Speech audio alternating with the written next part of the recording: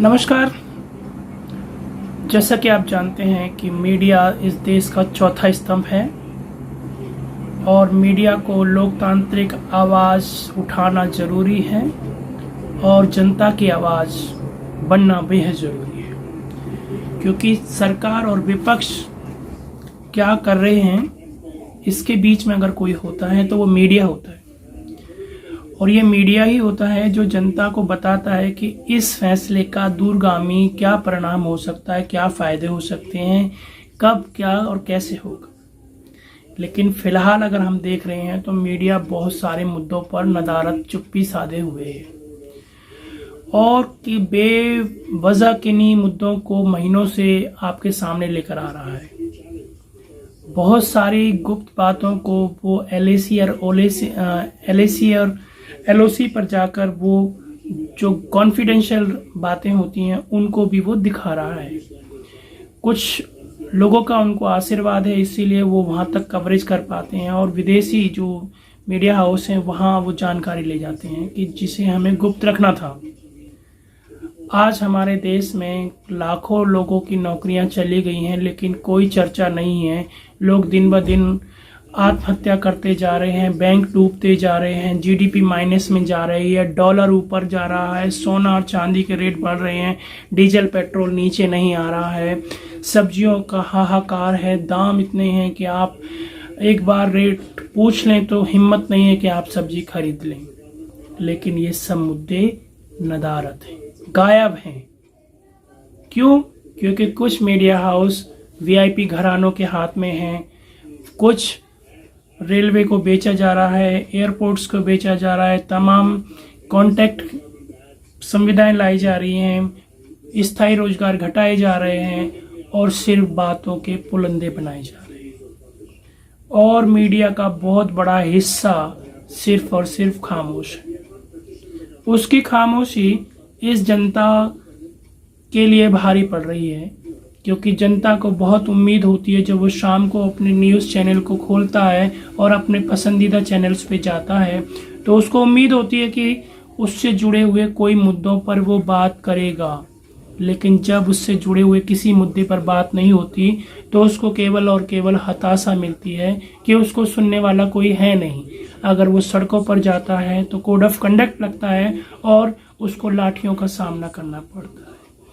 आज के समय में उसको पूरी तनख्वाह नहीं मिल रही है, सरकार के पास डाटा नहीं है कि कोरोना वॉरियर्स के साथ क्या हुआ है, कैसे हुआ है, कब हुआ है और क्या उनके साथ सही होना चाहिए था। इस तरह का माहौल है कि कोई डाटाबेस उदाहरण नहीं है हमारे पास और मीडिया में ये सब चीज़ें गायब हैं। मीडिया को सिर्फ और सिर्फ अपनी TRP और अपने घराने को बचाने के लिए कार्यरत देखा जा रहा है। तो सिर्फ हम आपसे उम्मीद ये करते हैं कि अगर आप जागरूक हैं तो अपनी आवाज़ को बुलंद कीजिए और ऐसे मीडिया हाउस को रिक्वेस्ट कीजिए कि प्लीज़ अभी भी जाग जाइए। बहुत वक्त है कि आप 5% लोगों के लिए काम करना बंद कीजिए। 95% जनता का रेवेन्यू आपको मिलता है और उनकी TRP से ही आपका चैनल चलता है।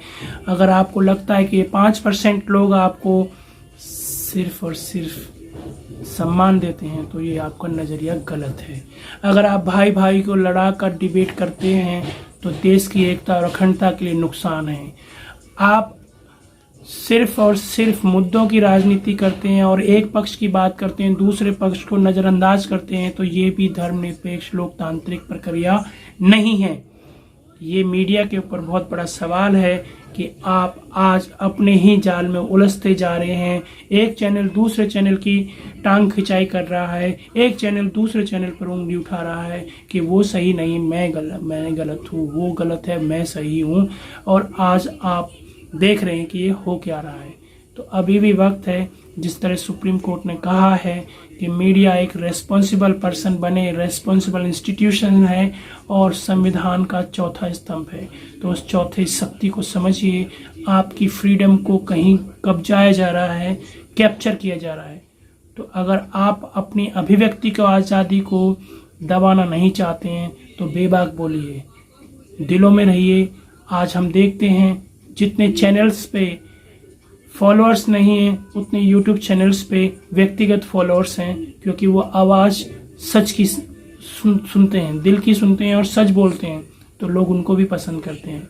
तो अगर आपके अंदर सच बोलने की ताकत है तो आप सच बोलिए, लोग आपसे जुड़ जाएंगे, आपके सर माथे बिठाएंगे, लेकिन आप कम से कम सही कवरेज कीजिए। आपसे उम्मीद है एक आम भारतीय नागरिक के नाते कि आप सही को सही बताइए, पूरी गहन करके जानकारी बताइए, ताकि आने वाला समय आपको याद रखे। इन्हीं शब्दों के साथ मैं आपसे विराम लूंगा। नमस्कार।